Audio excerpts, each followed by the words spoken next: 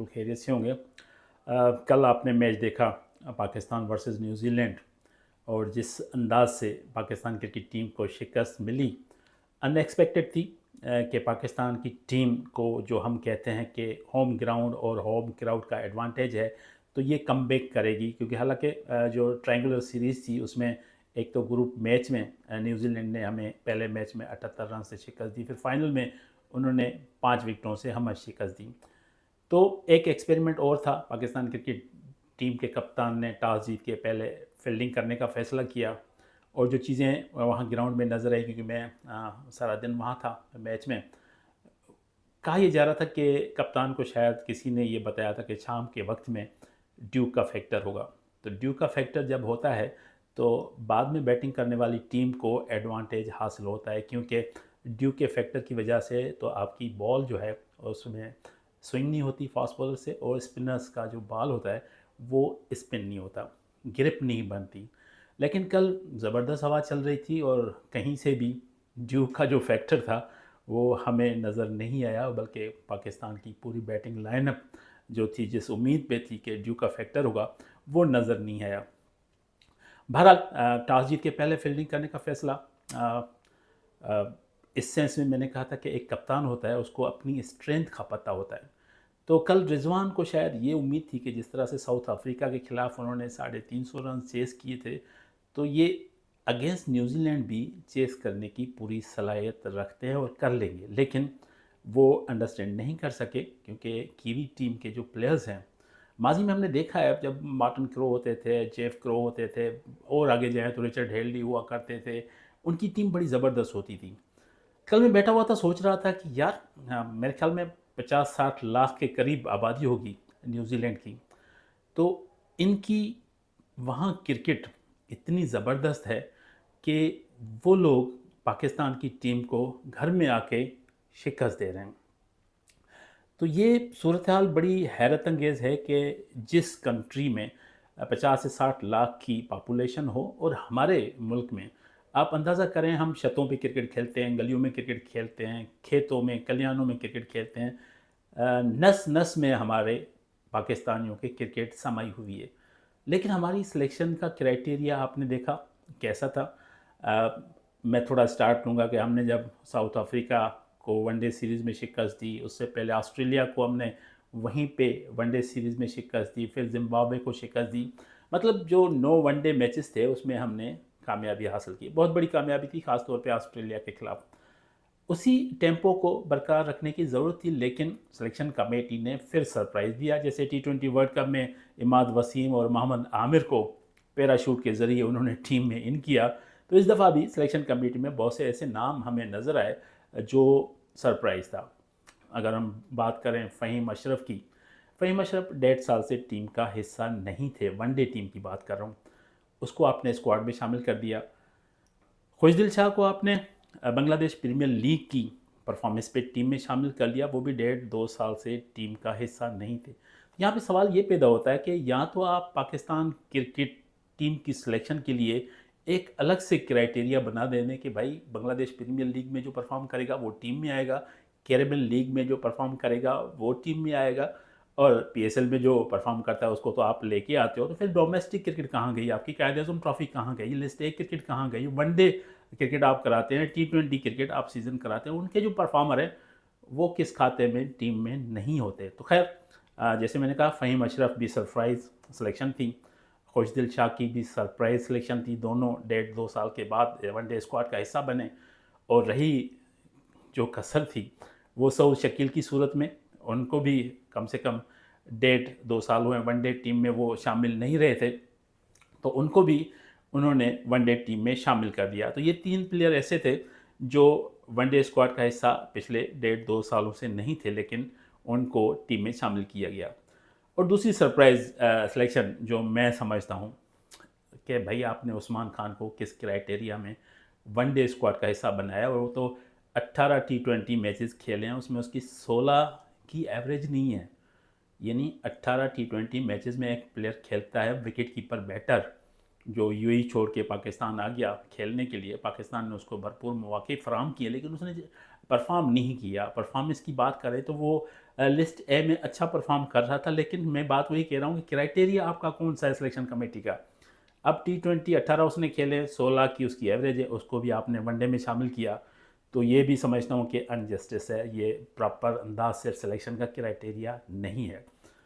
उसके ऊपर अगर हम बात करें फिर दुनिया की बहुत सी टीमों की कहता है कि भाई स्पिनर्स को उन्होंने बहुत ज़्यादा शामिल किया है, और कल हमने वो भी देखा कि आपके पास एक ही स्पिनर है भाई, इब्रार अहमद, जो रियल स्पेशलिस्ट है, लेकिन वो कंटिन्यू पाकिस्तान की टीम के साथ नहीं खेल रहा, वो टच में नहीं है। उसको आप स्क्वाड में रखते हो लेकिन खिलाते नहीं हो, तो उसका जो कॉन्फिडेंस लेवल है वो उस मयार का नहीं है कि इतने बड़े इवेंट में वो आपको परफॉर्म करके दे। साइड में फिर आपके पास सलमान अली आगा से बॉलिंग करा रहे हैं आप, खुशदिल शाह से आप बॉलिंग करा रहे हैं। भाई ये पार्ट टाइमर्स हैं, पार्ट टाइमर्स। माजी में हमने देखा था पाकिस्तान की टीम के साथ 10 ओवर के बाद आपके पास कोई ऑलराउंडर आता था, फास्ट बॉलर, कोई ऑफ स्पिनर आता था, लेकिन वो रेगुलर टीम का स्पिनर होता था या रेगुलर ऑलराउंडर होता था। तो आपने तो पार्ट टाइमर स्पिनर्स को शामिल किया है, उसका आपने खमाजा भुगत लिया। और न्यूजीलैंड ने पहले तो 3 जब उनके आउट हो गए थे, उसके बाद उन्होंने जिस अंदाज से बैटिंग की, विल यंग ने 100 किया, बड़ी ज़बरदस्त बैटिंग का मुजाहरा किया उसने। और उसके साथ टॉम लाथम ने भी ज़बरदस्त बैटिंग का मुजाहरा किया, उसने भी सेंचुरी स्कोर की 118 रन, और जो खसर थी वो ग्लेन फिलिप्स ने भी पूरी कर दी। इन तीनों बैट्समैन की शानदार बैटिंग की वजह से न्यूजीलैंड 320 रन बनाने में कामयाब हो गया। किस लिए बने भाई? शाहीन शाह अफरीदी 10 ओवर में 68 रन, कोई विकेट नहीं, ये हमारा मेन बॉलर है। इसकी परफॉर्मेंस आप पिछले 2-3 मैचों से देख लें, किसी में 88 रन दे रहा है, किसी में 66 रन दे रहा है, और कल उसने 68 रन दिए।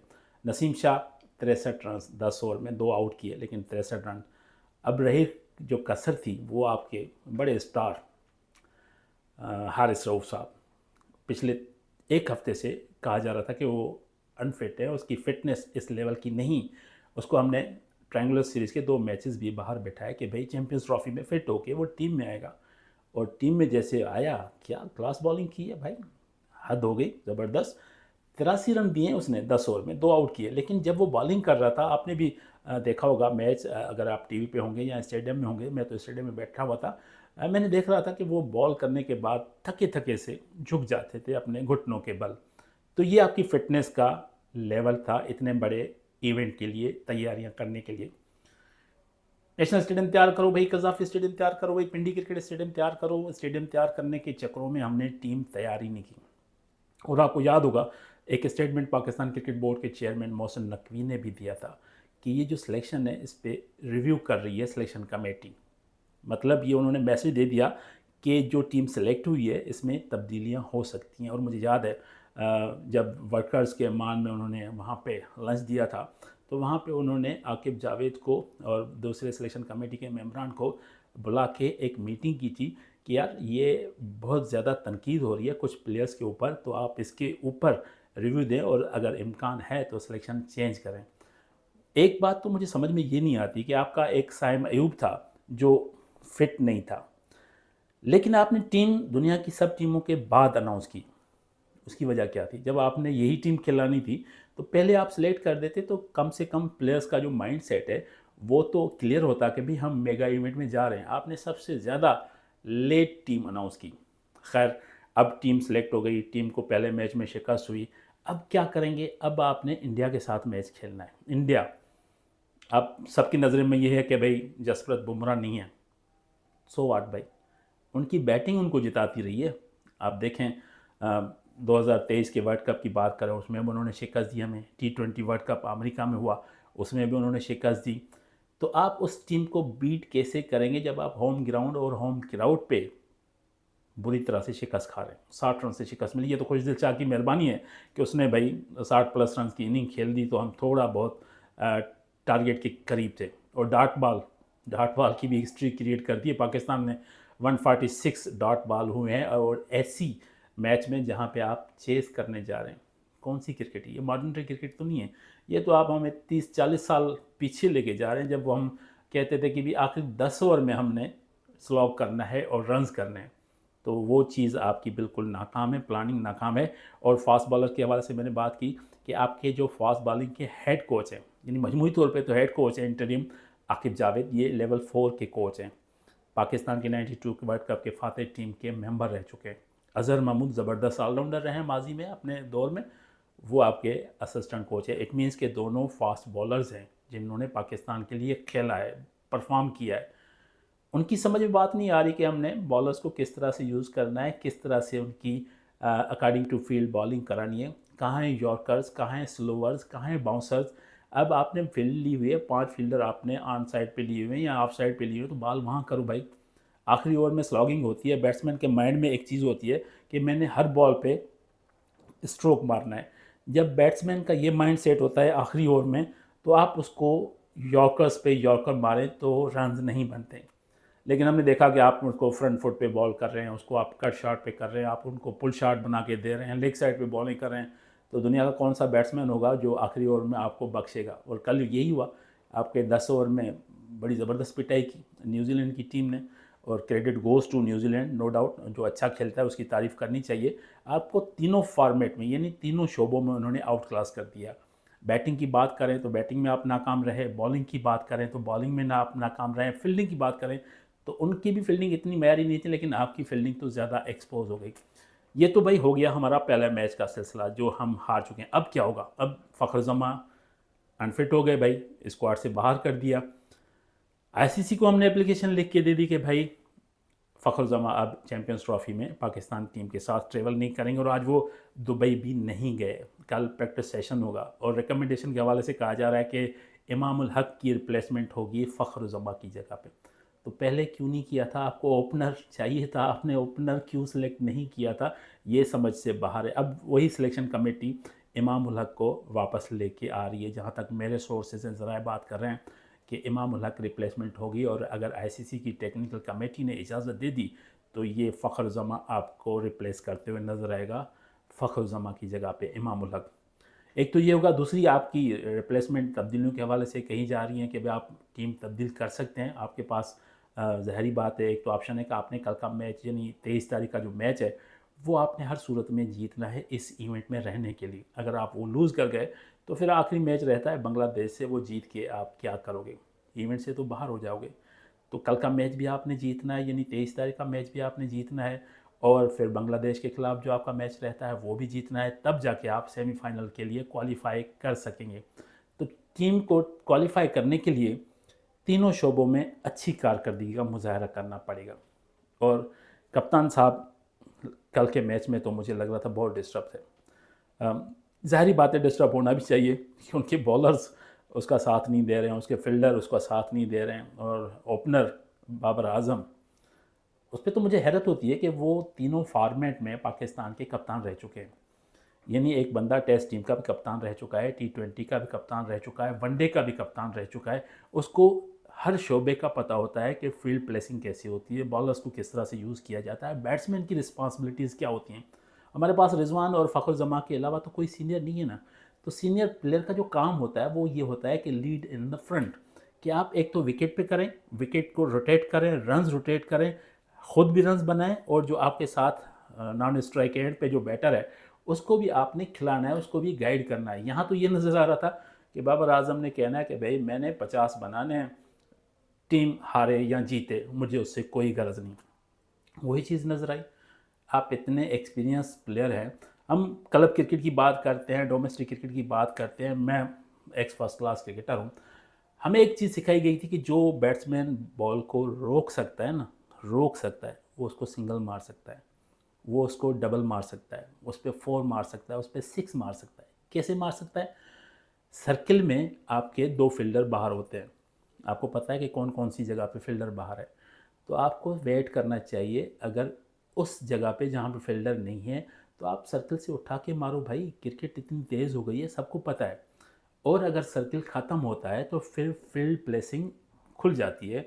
तो उसमें ये होता है कि दोनों बैटर्स जो है ना वो एक दूसरे से बात करते हैं कि भाई मुजाहिद पॉइंट पे खड़ा है, अगर उसके राइट एंड पे बॉल जाएगा तो पहला रन हमने तेज़ लेके दूसरे रन पे जाना है, क्योंकि वो जब राइट एंड पे जाएगा तो बॉल पकड़ने में भी कुछ सेकंड ज़ाया हो जाएंगे, फिर उसको बैलेंस करने में भी टाइम लगेगा और जब बैलेंस करेगा फिर थ्रो करेगा तो सेकंड्स आए होंगे।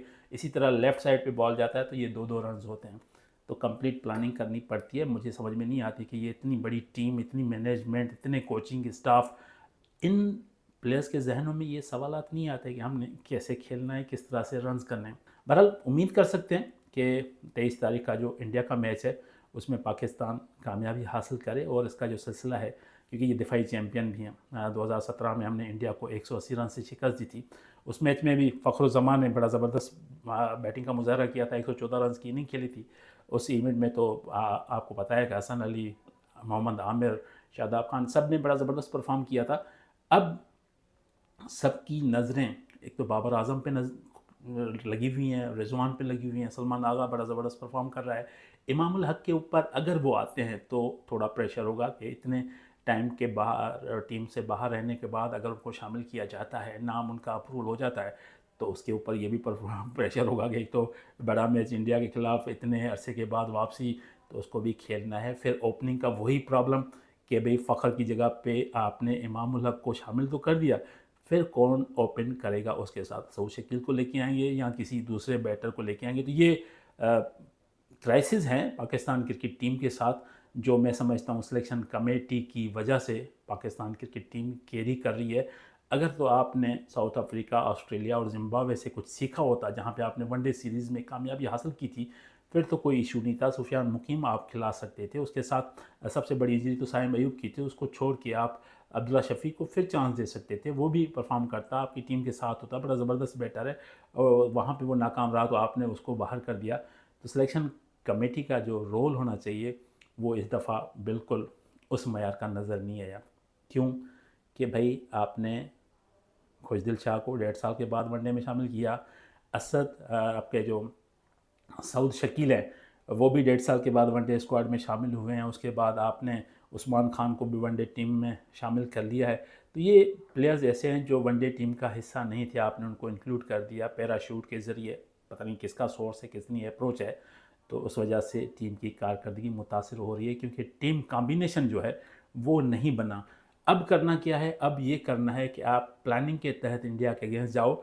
उनकी बैटिंग लाइन सबसे ज़्यादा स्ट्रॉन्ग है। अगर आपने उनको पहले बैटिंग कराई या उन्होंने पहले बैटिंग की, तो आप उनको जल्द से जल्द आउट करेंगे तो मैच में वापस आएंगे। और अगर आप पहले बैटिंग करेंगे तो कम से कम सोच लें 350 रन होने चाहिए, क्योंकि वहाँ पे भाई शुभमन गिल है, विराट कोहली है, रोहित शर्मा है, केएल राहुल है। ये वो पूरी सलाहियत रखते हैं कि आपके 300 रन तो आराम से कर सकते हैं, लेकिन 350 तक भी जा सकते हैं।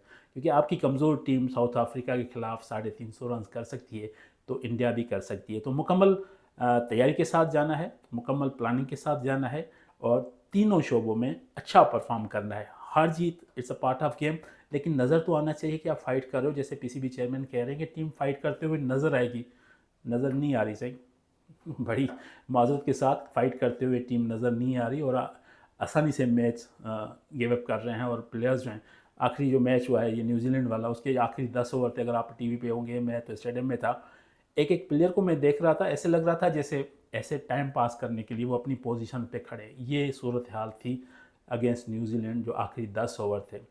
तो ऐसा नहीं होना चाहिए। प्लेयर्स को इनक्रेज करना चाहिए, बैकअप करना चाहिए और उसके हौसले बढ़ाने चाहिए। चौके छक्के लगते हैं, बंदा आउट होता है, it's a part of game, लेकिन उसकी हौसला अफजाई प्लेयर ही कर सकते हैं जो ग्राउंड में होते हैं। उनको क्लेप करें, उनको इनक्रेज करें, यही यूनिटी है। और यूनिट अगर इंडिया के खिलाफ आप बन गए तो आप जीत जाओगे। Thank you so much.